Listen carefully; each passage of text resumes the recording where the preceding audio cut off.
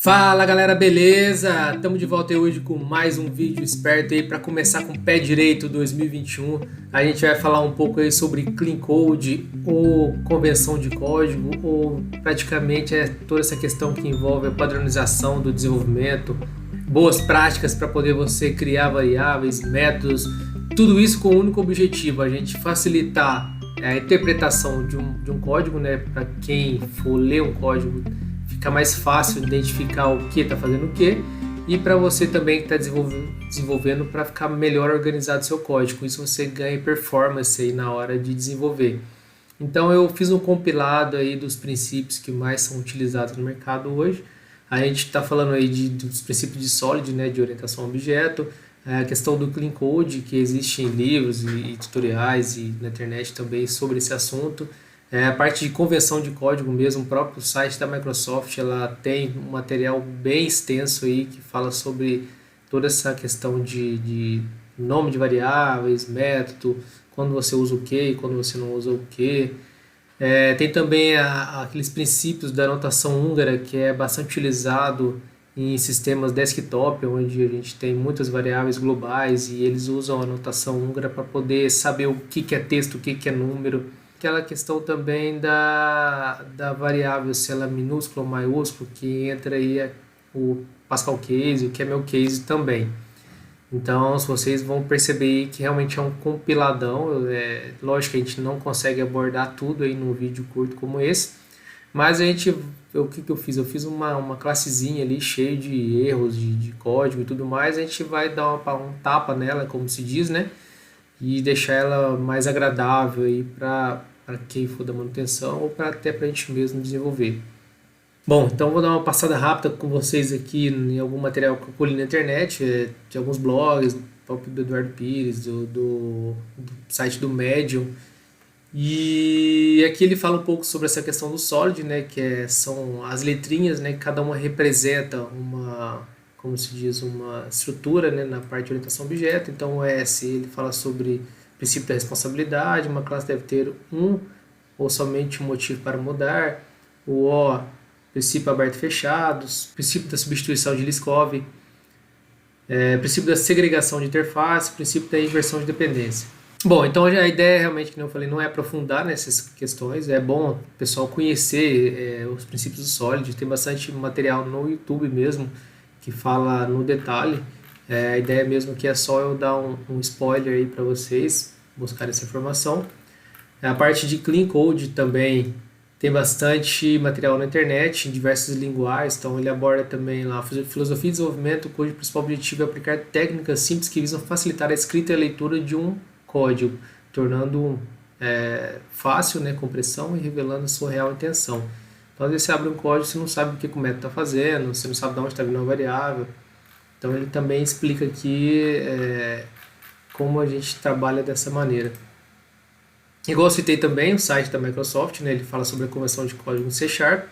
Então, aqui ele fala bastante coisa sobre ifs, como deve usar, comentário, concatenação, laço de repetição, variável fortemente tipada, não tipada, dinâmica, e por aí vai. E a questão da notação húngara também, que eu citei, que é um conceito mais antigo aí, né? Hoje muito pouco se vê pessoal aplicando essa prática, até pela questão da separação de responsabilidade das classes e tudo mais, então a gente tem menos variáveis no contexto público, e com as técnicas de Clean Code a gente também deixa as variáveis com nomes muito intuitivos. Então você não precisa mais identificar uma variável que inicia com S, que é uma string, ou U de integer, W de word, char, etc. E eu achei essa imagem aqui bem bacana, que representa muito essa questão aí do nome da variável, né? Então a gente tem aí nomenclaturas que usam o underline, né, nas palavras, é o chamado snake case, né? Tem também o mais comum, que é o Pascal Case, a gente vai ver bastante aí com nomenclatura de método. E tem o Camel Case, mais utilizado para variáveis no contexto dentro de métodos. Então, Pascal é sempre a primeira maior e a segunda palavra maior. O camel case inicia com menor e a próxima palavra maior. E o snake case, tudo minúsculo, separado por underline. Beleza? Então vamos dar uma olhada no código para a gente dar uma brincada aqui e reestruturar esse código sujo que eu vou apresentar para vocês. Bom, no Visual Studio a gente tem um projetinho Console Application. Eu criei algumas classes aqui para a gente fazer uma simulação, mas basicamente a gente parte da classe Program CS, né?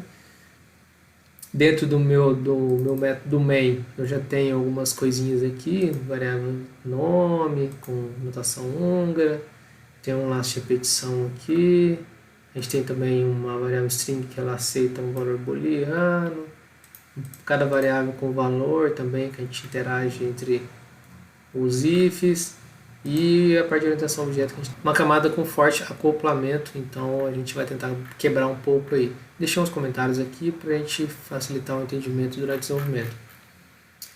Bom, de cara aqui a gente tem uma variável nome dentro do método, então não há necessidade da gente trabalhar mais com essa questão da notação húngara.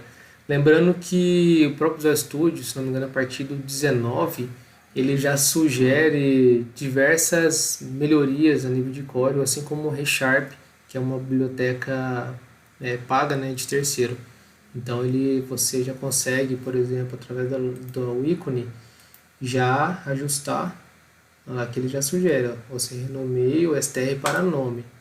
Beleza, já fiz isso. Pode ser que ele te dê mais alguma sugestão. Lá está falando que a variável não está sendo usada. Não tem problema, a gente é só para teste mesmo. Então, o próprio compilador aí já sugere para você algumas melhorias no nível de código. Bom, concatenação. É muito comum você encontrar no código concatenação, né, de string dessa forma. Tal mais tal, tal mais tal. Assim como JavaScript concatena, outras linguagens também usa o caractere mais aí para fazer essa concatenação. Porém, contudo, todavia, dependendo do volume de informação que você vai concatenar, é interessante você fazer uso do String Builder. String Builder.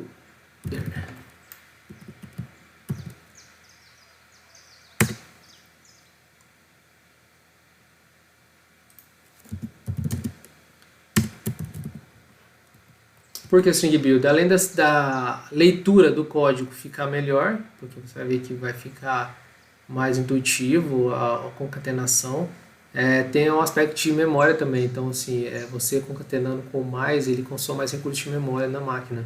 E com o String Builder é mais performático. Então, se a gente já tem o concatenar... Opa!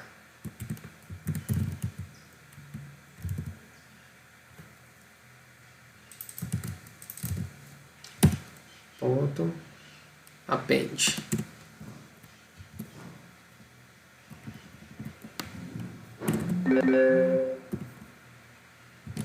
Beleza, com isso a gente realizou nossa primeira concatenação e a gente faz a mesma coisa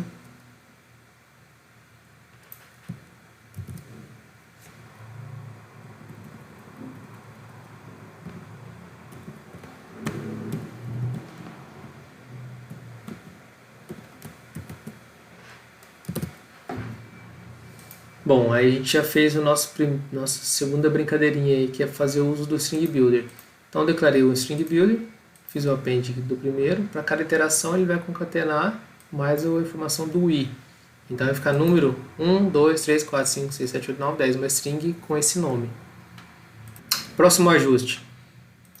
É comum a gente encontrar variáveis, principalmente partindo do JavaScript, variáveis booleanas, mas elas chegam para a gente de uma forma como string, né, como texto.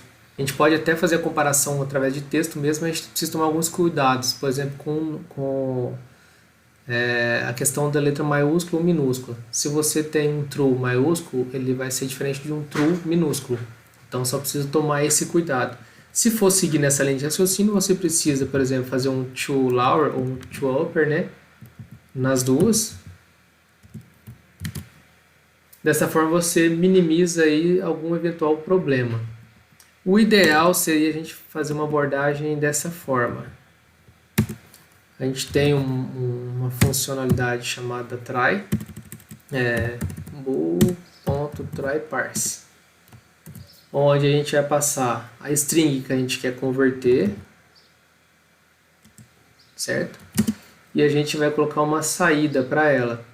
Então a gente pode pôr aqui um out, bool, teste. E agora a gente consegue trocar tudo isso por isso aqui. Viu que bacana? O que essa função está fazendo?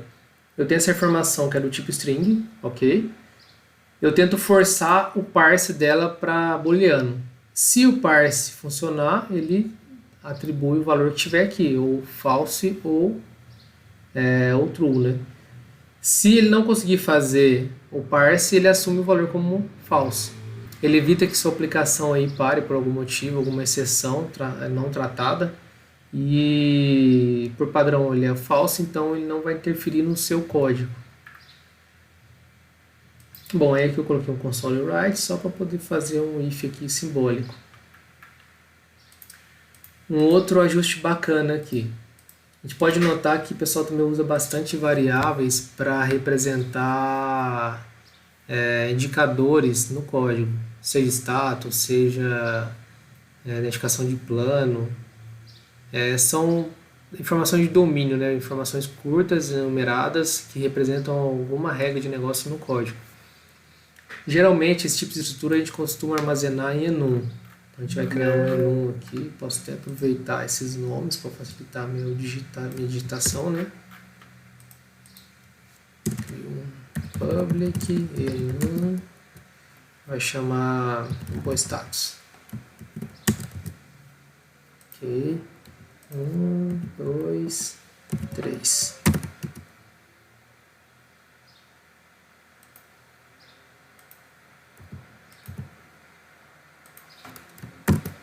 Ok, Ctrl KD para identar.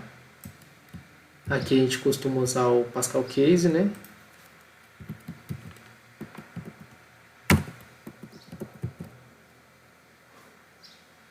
Beleza, código ativo, código inativo, código cancelar.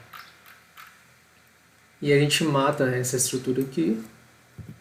E a gente agora vai fazer um switch case.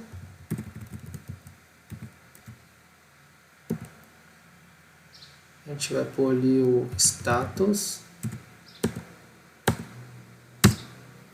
Olha que bacana.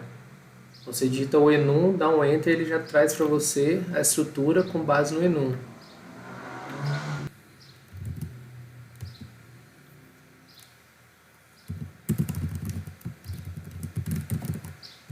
Aí eu venho aqui, forço.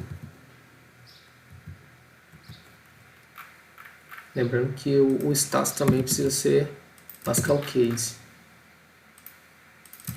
Ok, ponto ativo. Estou forçando o valor padrão para a gente testar no switch case. Ok, tem que renomear aqui porque eu mudei lá, né? Beleza. Então, para cada if que era utilizado aqui, agora eu troquei para um switch case muito mais legível, prático e fácil de manipular também. O próprio IntelliSense do Visual Studio já contribuiu bastante para fazer esses ajustes. Coisa que no Visual Code às vezes a gente tem um pouco de dificuldade com relação a isso, porque ele tem umas limitações, né? Bom, aqui a gente ainda pode melhorar mais ainda. A gente está vendo que essa informação se repete para todas as opções selecionadas. Então a gente pode criar aqui uma classezinha utilitária.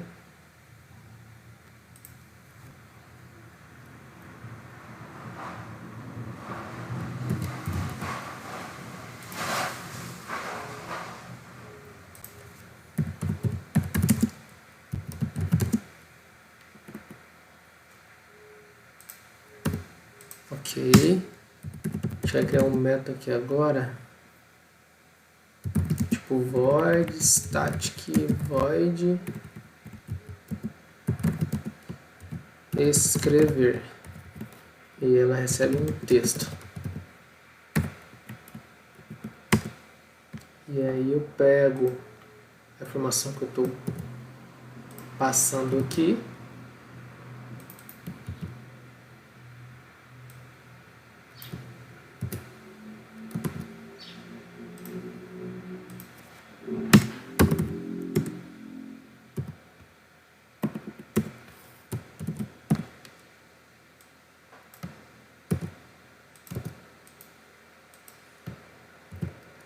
ficou bem melhor, não ficou?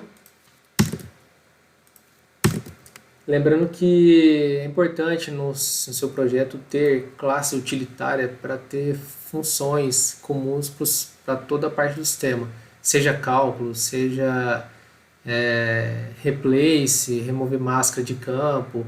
Então tem bastante formatar CEP, bastante coisa que você pode levar para uma classe utilitária. Aqui a gente ainda pode evoluir mais, a gente pode colocar data annotation no enum e colocar para a gente pegar essa informação aqui que a gente está passando, a gente chama de chumbado, né? Pegar através do enum a description dele, né? Então ficaria mais ou menos assim, né?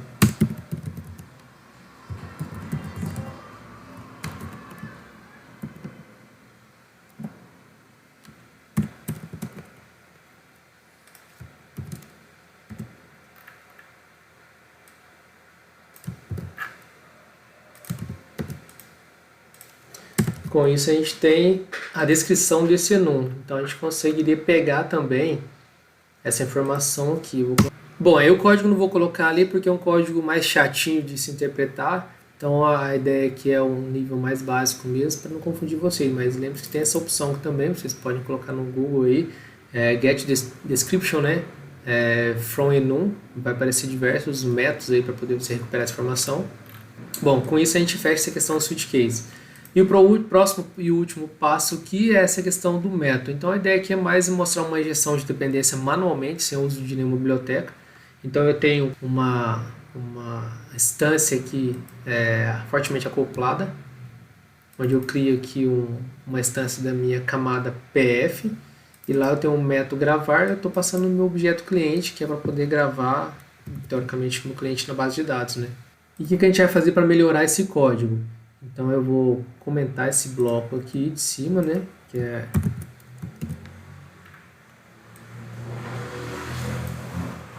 uma chamada convencional, e a gente vai trabalhar dessa forma agora.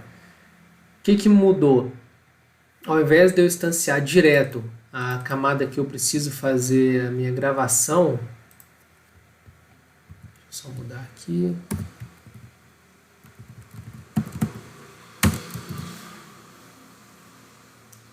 Ao invés de eu instanciar direto, agora eu tenho um cara no meio, um proxy, que faz mais ou menos essa função. Ele vai ser o cara que vai receber a injeção, né, da minha instância, e ele vai decidir quem que ele vai chamar. Tanto é que o gravar agora, se você for ver, ele não fica mais no A e no B, fica sob a responsabilidade da fábrica. A fábrica vai, através da injeção, ela vai saber quem que ela vai chamar, qual gravar de qual instância, de qual classe. Como a gente fez isso? Então, a gente tem a nossa camada PF, né? Camada PF, a gente tem todos os métodos, né? Que seriam para gravar um cliente, pessoa física no banco de dados. E a gente tem a camada PJ, a mesma coisa, para salvar um PJ no banco de dados. Ambos compartilham da mesma interface, a iFábrica. Essa interface, ela basicamente tem a assinatura do gravar, alterar, apagar, buscar clientes e buscar por ID. Era para ser por ID aqui. E aí eu tenho minha classe fábrica, que ela herda de iFábrica também, né? Que é a minha interface. E agora no construtor dela eu recebo uma interface iFábrica. E aí com base nessa interface eu vou setar no meu objeto, na minha variável privada, né? E através dessa variável privada agora fábrica, quando eu chamar o gravar da fábrica, ele vai pegar o que está vindo na minha instância que veio no construtor.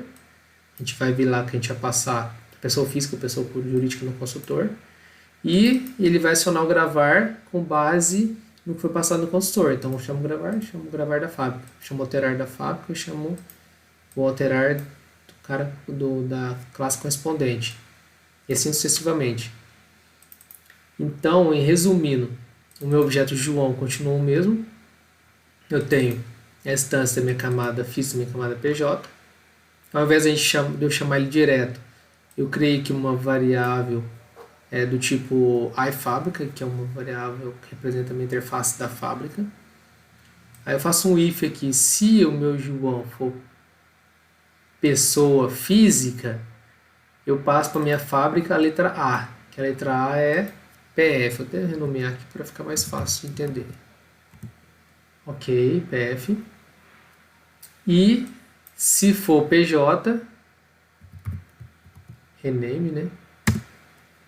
Se for pessoa física, eu passo o PF. Se for pessoa jurídica, eu passo o PJ no consultor. Lembre-se que no consultor, né, eu atribuo o que estiver vindo no consultor a uma variável privada e essa variável que é usada para acionar o gravar correspondente.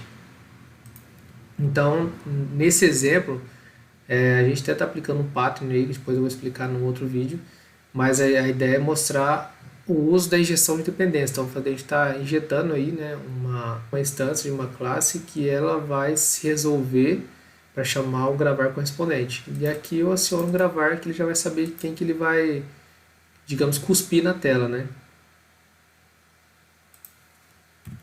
Vamos tirar os espaços excessivos. Bom, vamos dar uma olhada e ver como vai funcionar tudo isso aqui?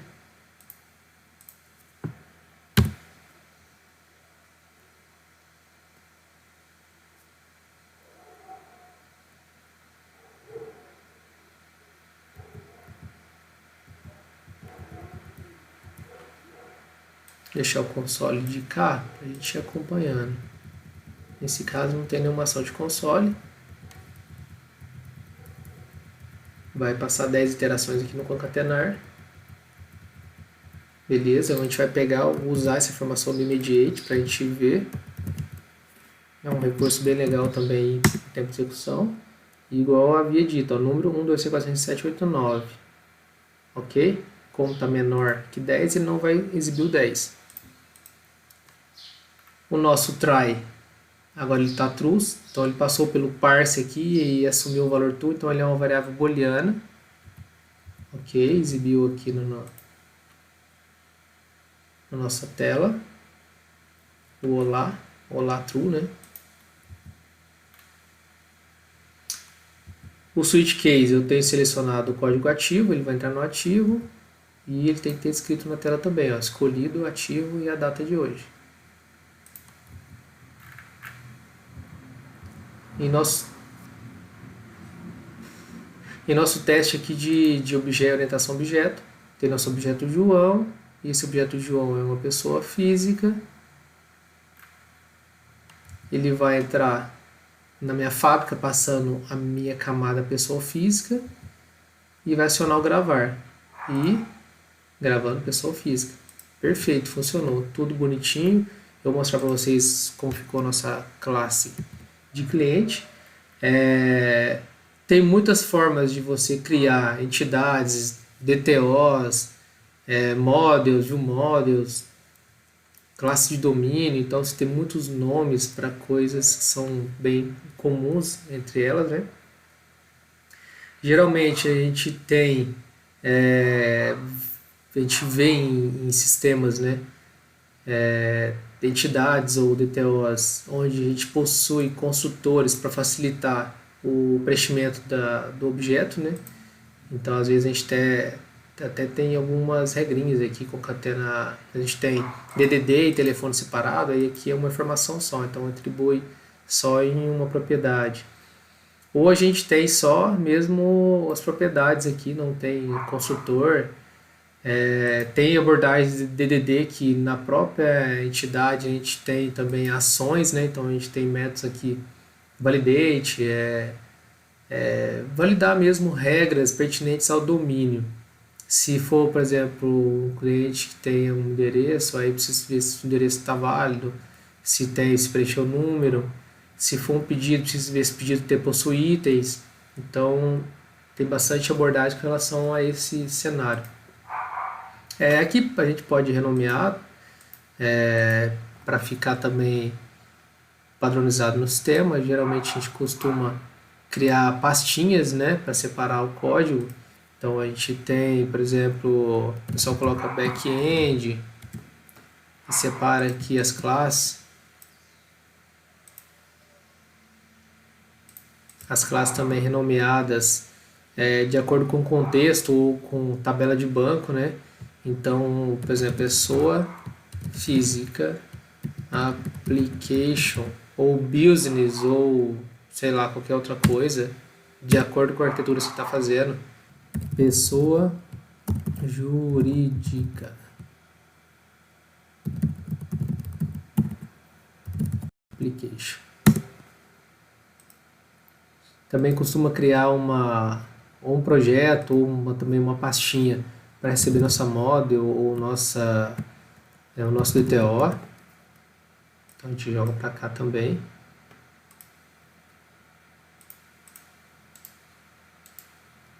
A gente separa também nossa pastinha de utilitário, porque a gente pode ter vários utilitários, helperzinhos de fazer chamada em API, para poder enviar e-mail, para gravar cookie. Então, assim, essa pastinha tende a crescer também. E a nossa fábrica aqui, ela pode ficar na raiz mesmo, ou ela pode ter uma pastinha chamada framework ou factory. Aí você precisa criar uma convenção no seu código para saber se vai fazer tudo em inglês ou tudo em português, para não ficar bagunçado também. Então aqui a gente pode só deixar mesmo com F maiúsculo por enquanto. Beleza, a gente já organizou a estrutura da nossa pastinha. Voltando aqui para o código, né? Eu coloquei aqui try-catch, então é bom também a gente fazer uso de try-catch no código para poder mitigar, né, os erros, a gente não parar o sistema por conta de algum problema. A gente coloca aí um try-catch. A função try-catch, qualquer exceção não tratada, ele vai capturar, e depende de qual ação você quer fazer com relação a isso. Se você deixar um throw, ele vai travar o sistema. Geralmente a gente loga essa informação. Aí você usa uma biblioteca de log para isso. E você garante que a aplicação continua funcionando, mas você registra o problema que aconteceu, porque não necessariamente ele vai acontecer direto, pode ser alguma massa de dados específica. Esse código aqui, a gente tira ele, né? Comentários no código. É importante, desde que faça sentido ter, por exemplo, aqui eu colocaria status recebido do pedido via integração iFood. Esse bloco aqui ficou muito grande, então a gente vai organizar esse bloco.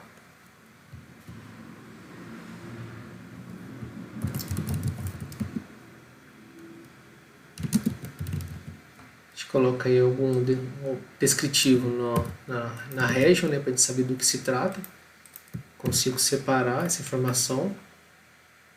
Esse nome aqui, ele é camel case, então só tomar cuidado para não fazer uso de preposição, nome cliente, não colocar nome do cliente.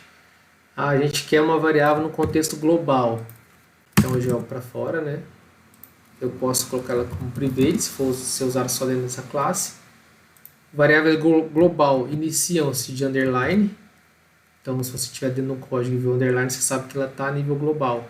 Se ela não for sofrer alteração, ela pode ser uma constante. Ou read only, somente leitura. Então, assim, eu fiz esse primeiro vídeo para vocês. Lógico, se eu ficar aqui escafunchando aqui, a gente vai estender bastante. Então eu queria que vocês dessem aí um like aí e colocassem até um comentário, né, se achou interessante esse tema, que a gente faz uma parte 2 aí, ou parte 3, a gente começa a evoluir um aspecto mais avançado e fazer coisas mais rotineiras aí, criar realmente uma classe utilitária fantástica aí para vocês usarem o sistema inteiro. Então realmente eu preciso do feedback de vocês para a gente dar sequência com relação a esse tipo de vídeo. Bom, a gente vai ficando por aqui, né? E lembre-se, se você não se inscreveu ainda e está gostando aí do conteúdo, se inscreve aí para contribuir para o canal, né? A gente ficar cada vez mais visível e produzir mais conteúdo bacanas para vocês. Beleza? Valeu, pessoal!